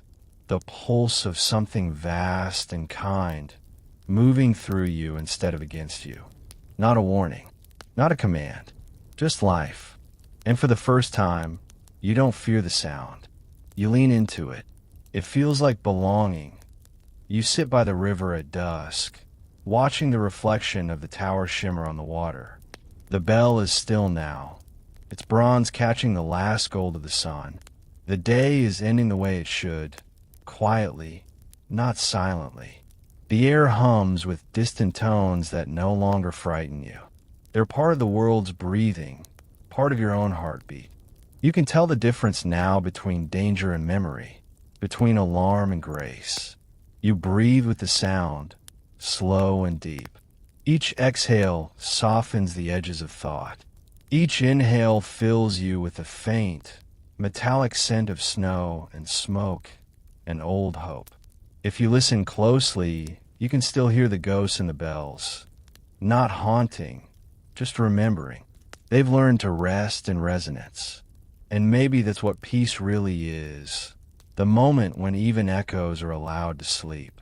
The priest's voice drifts from the church behind you, low and worn from the day's celebration. He isn't praying anymore. He's humming. The same note the bell ended on. The wind catches it, folds it into the water's ripples, carries it away. You close your eyes and let the sound fade, not into silence, but into stillness, the kind that welcomes sleep. Tomorrow, the bells will ring again, not to wake you in fear, but to remind you that you lived through it, that you listened, that you learned to answer the world with calm instead of panic. The last light sinks below the hills. The valley exhales, and somewhere in the dark, the bell gives one faint sigh, so soft it might be the wind. Sweet dreams.